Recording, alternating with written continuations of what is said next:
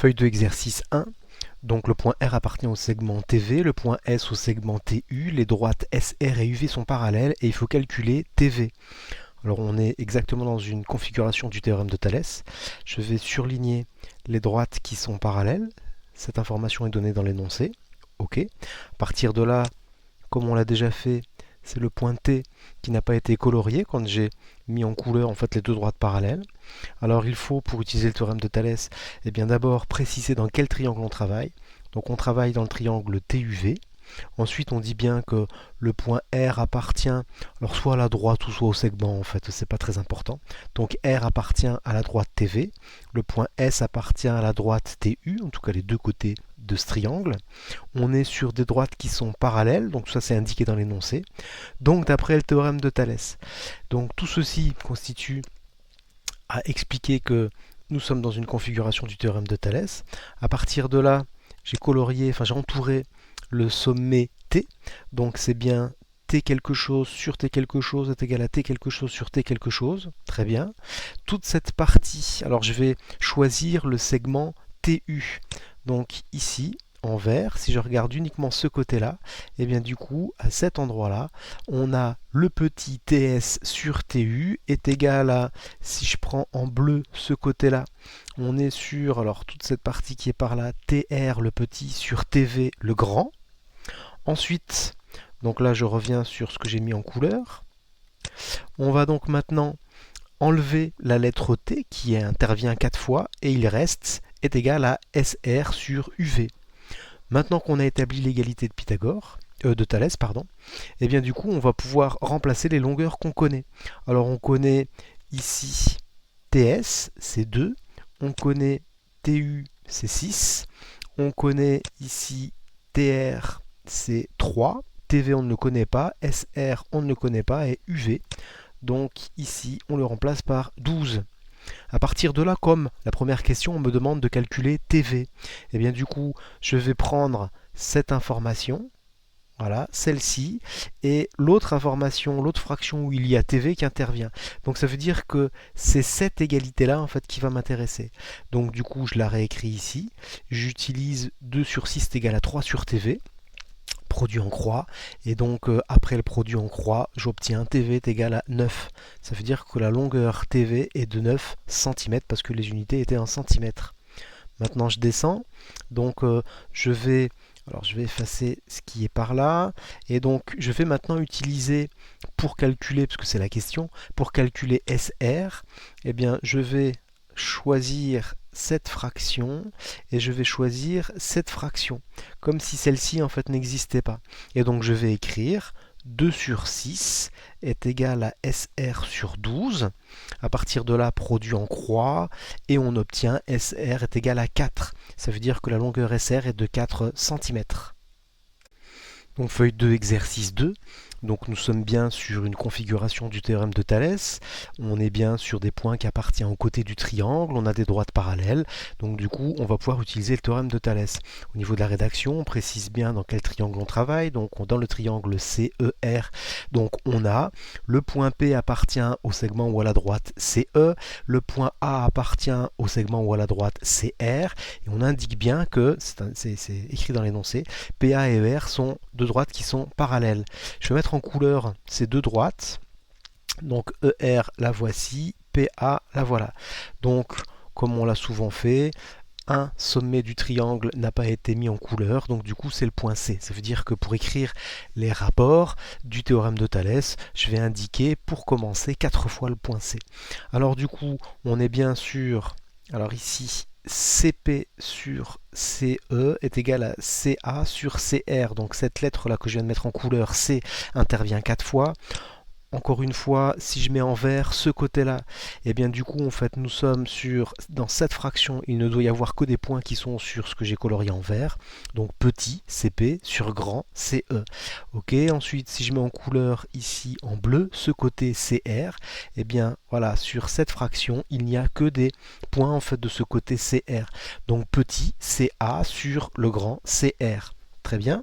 À partir de là, on écrit... Alors on oublie plutôt donc la lettre C qui intervient 4 fois et il nous reste au numérateur P, il nous reste A, donc on écrit est égal à PA, et il nous reste au dénominateur E et R, donc on écrit ER. Maintenant, je vais effacer. Maintenant, en fait, qu'on a bien compris cette partie-là, on va remplacer les longueurs qui sont connues. Donc, alors pour CP, et bien du coup, en fait, on voit bien que pour CP, on est sur 4,5. Ensuite, pour CE, on voit bien en fait que CE, c'est 5,4. Ensuite, pour CA, nous sommes sur 6. CR, on ne le connaît pas. Ensuite, PA, on ne le connaît pas. Et ER, 9,6. Donc, ER est égal à 9,6. Comme la question, en fait, on me demande de calculer PA, donc la fraction qui m'intéresse, c'est celle-ci, voilà, parce qu'il y a PA dedans, et puis c'est celle où il y a deux valeurs connues. Donc du coup, je vais écrire l'égalité, j'utilise 4,5 sur 5,4 est égal à PA sur 9,6, produit en croix, et donc en faisant le produit en croix, j'obtiens PA est égal à 8, donc la longueur PA est de 8 cm. Feuille de exercice 3. Donc voilà, il s'agit en fait de mesurer donc la hauteur d'une falaise. Pour ça, on modélise la situation avec le dessin de droite où on a donc un triangle TSB et on a dans ce triangle un point O qui appartient à ST et un point P qui appartient à BT. Et on a des longueurs qui sont connues. Alors, je vais donc pas relire l'énoncé, hein. Donc on va utiliser le théorème de Thalès. On va considérer que SB et OP en fait sont tous les deux sont des segments qui sont perpendiculaires au sol, c'est-à-dire perpendiculaires à BT, donc du coup que ce sont deux segments qui sont parallèles. Alors on indique bien pour utiliser le théorème de Thalès dans quel triangle on travaille, donc dans le triangle TSB, ok. À partir de là on indique que le point P appartient à la droite, donc TB, que le point O appartient à la droite TS et qu'on a deux droites qui sont parallèles. Je vais mettre en couleur ces droites parallèles, ici et là. Donc voilà ces deux droites qui sont parallèles. On indique évidemment que c'est d'après le théorème de Thalès. Et pour établir l'égalité de Thalès, eh bien donc on identifie, voilà, ici à cet endroit-là, le sommet qui n'a pas été mis en couleur quand j'ai colorié, donc les deux droites qui sont parallèles. À partir de là, c'est T qui intervient 4 fois, une fois, deux fois, trois fois, quatre fois. Si je mets en couleur, on va dire ce côté, voilà, en vert, eh bien je ne vais mettre sur cette première fraction que ce qui est sur ce segment en fait en vert. On fait le petit sur le grand, donc TP sur TB. Ensuite, je vais mettre en couleur un autre côté du triangle. Alors non, c'est mieux en bleu. Voilà, je vais mettre en bleu ici en fait sur ce côté-là. Eh bien, ce sera dans cette fraction uniquement en fait des lettres qui sont en fait sur ce côté TS. Donc le petit TO sur le grand en fait TS. Très bien. Et à partir de là, maintenant, alors j'enlève tout ce que j'ai ajouté. Voilà.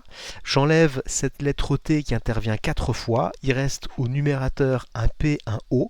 Donc j'écris égal PO. Et puis il reste au dénominateur, donc en enlevant cette lettre T, un B et un S. C'est égal à BS.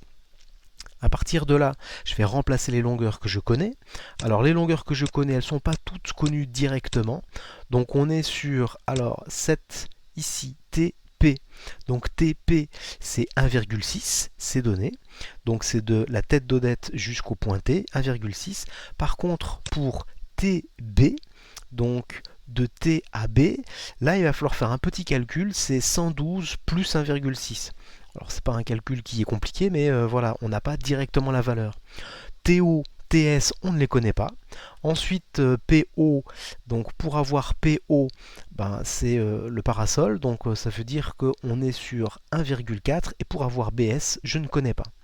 Donc ça veut dire que après avoir remplacé toutes les longueurs qu'on connaît, moi il va falloir que j'utilise donc deux fractions qui sont égales pour avoir cette longueur BS. Je vais utiliser celle-ci parce que numérateur et dénominateur sont connus et je vais utiliser celle-ci parce que c'est BS qu'on me demande.